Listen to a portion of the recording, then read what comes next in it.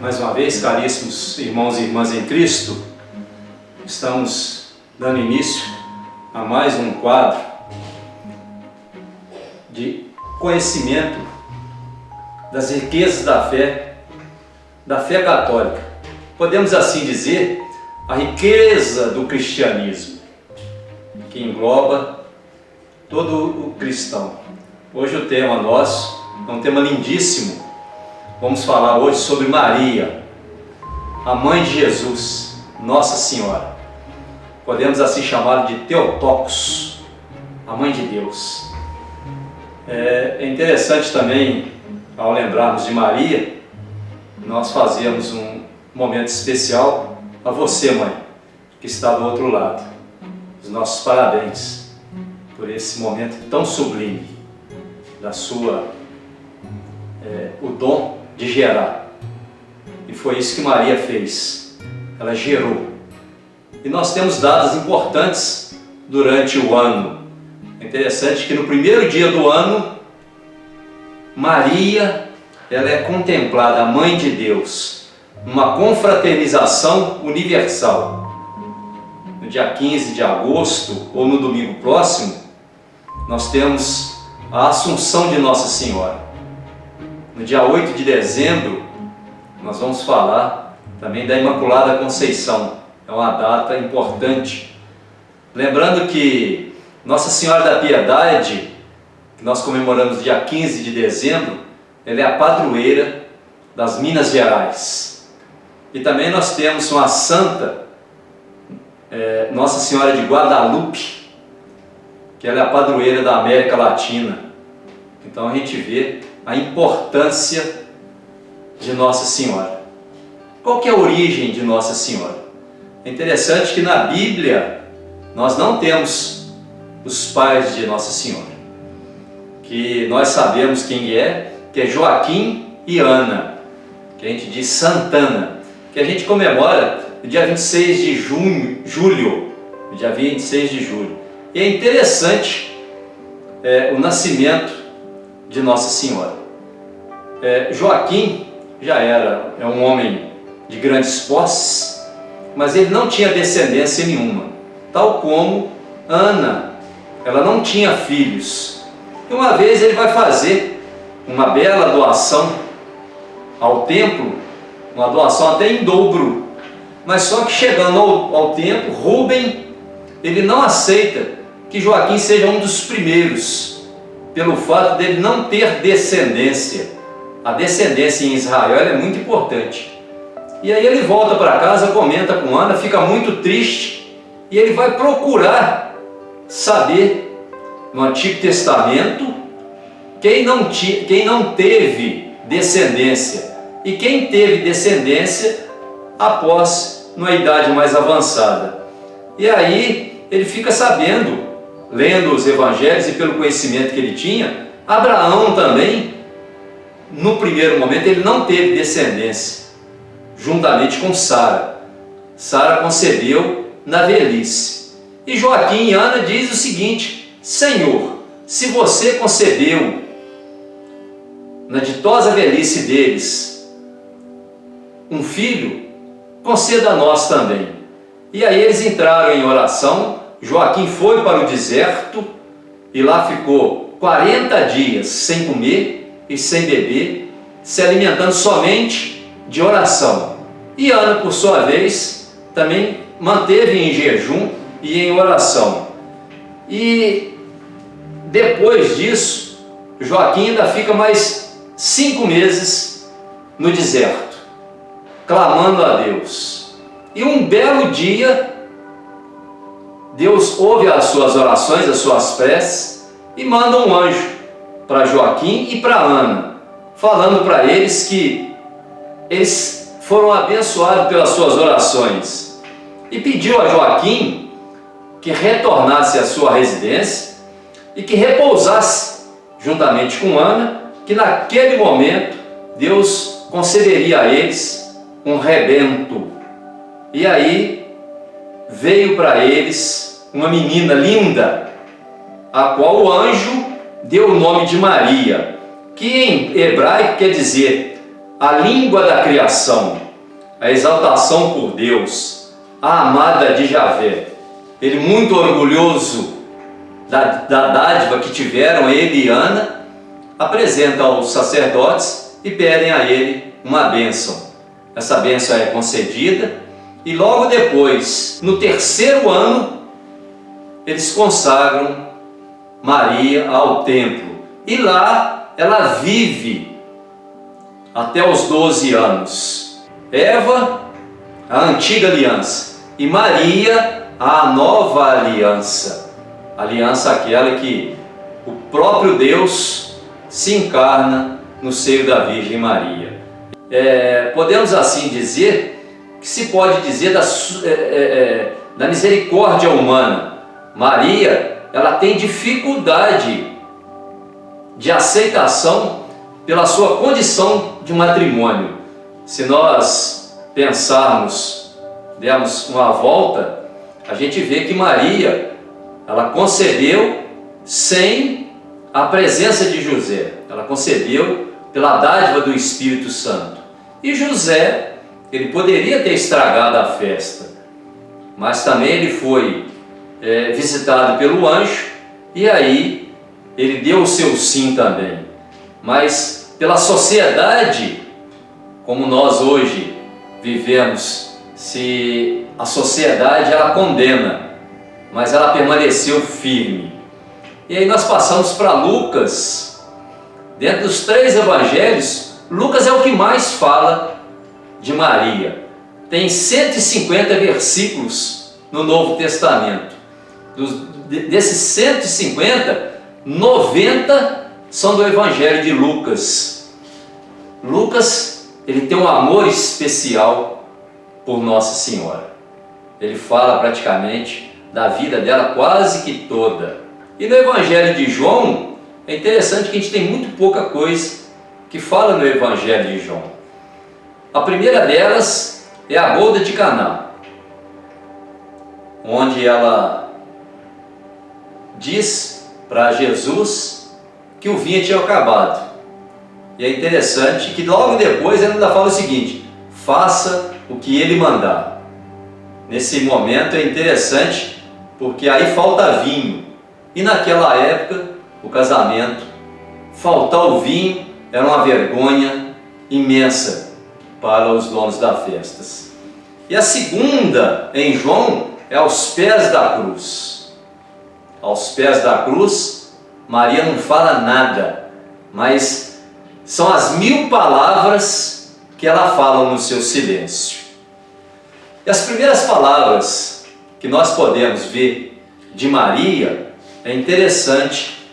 Lá em Lucas, no capítulo 1:34, ela diz o seguinte: como pode ser isso, se não conheço homem algum?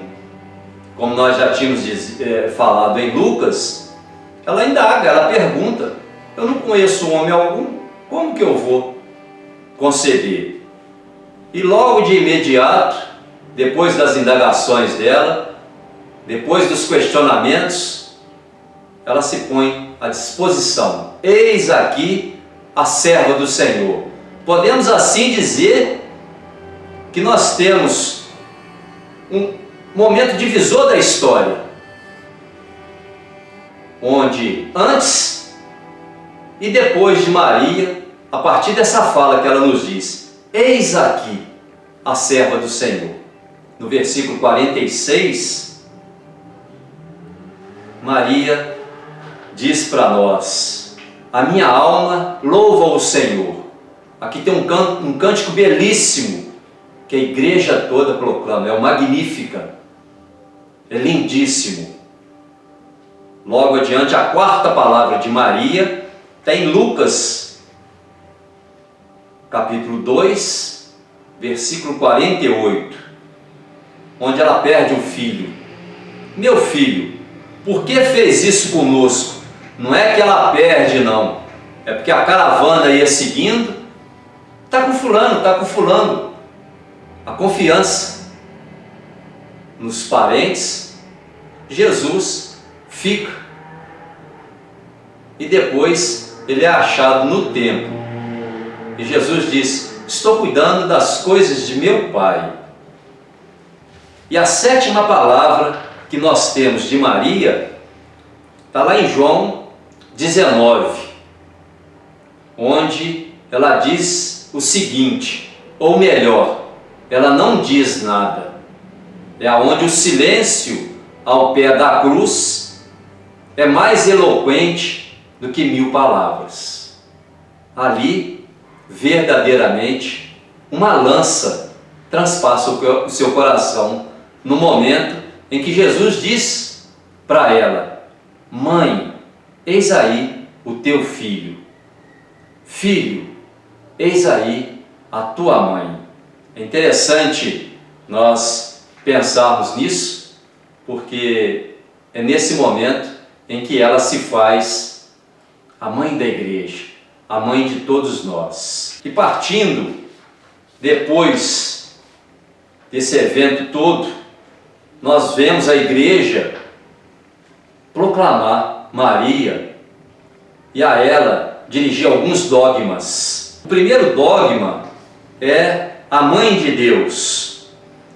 Isso no dia 22 de junho de 431, lá no Concílio de Éfeso, foi definido que ela verdadeiramente é a maternidade divina. Podemos assim dizer, a Theotokos, a Mãe de Deus. E proclama o dogma mariano. É a peça mestra da teologia mariana. O segundo dogma referente à Virgem Maria é a virgindade perpétua. Isso foi conferido nas Sagradas Escrituras e aos escritos dos Santos Padres. Lá no Concílio de Latrão, entendeu? Maria foi preconizada como verdadeiramente virgindade perpétua e mãe. Isso no ano de 649, durante um concílio ao qual teve lá em Latrão, e que ela foi designada antes, durante e após o parto. Foi considerada virgem perpétua. O terceiro dogma que nós temos a respeito de Maria é a Imaculada Conceição. Isso foi no dia 8 de dezembro de 1854. O Papa Pio IX definiu o terceiro dogma mariano, Imaculada Conceição de Maria. Então, ela é toda de Deus, protótipo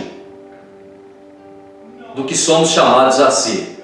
É um exemplo ao qual nós somos convidados. Você é convidado a essa santidade.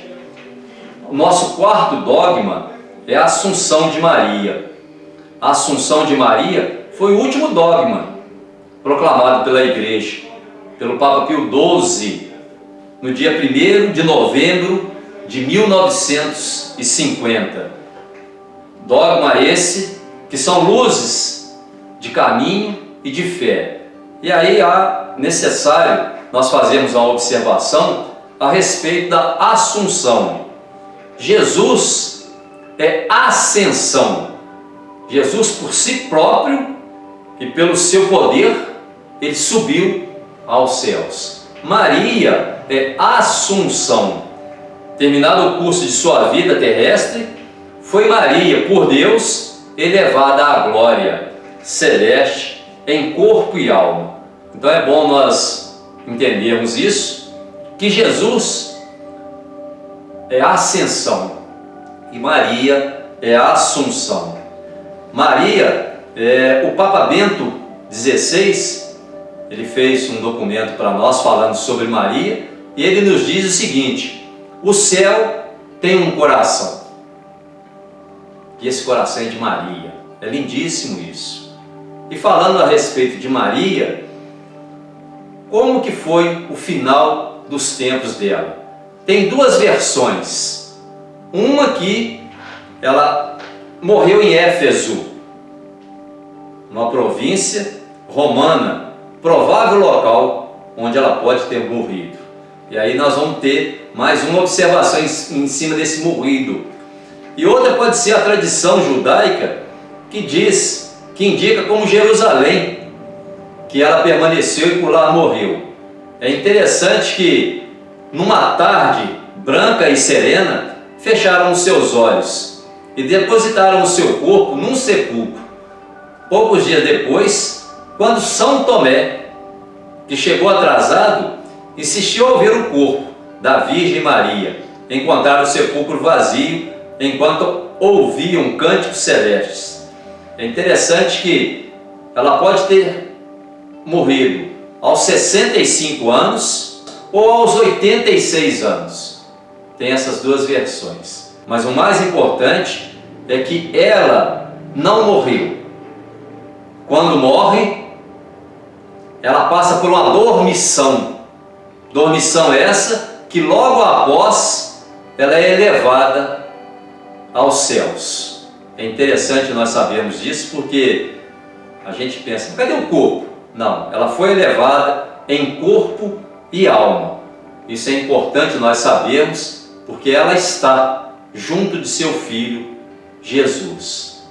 E partindo desse princípio, é interessante também nós sabermos que Maria, ela tem aproximadamente 260 títulos, que podemos assim chamá-la: Nossa Senhora Aparecida, Nossa Senhora das Graças, Nossa Senhora da Assunção, Nossa Senhora do Bom Parto, Nossa Senhora da Natividade, enfim, são vários.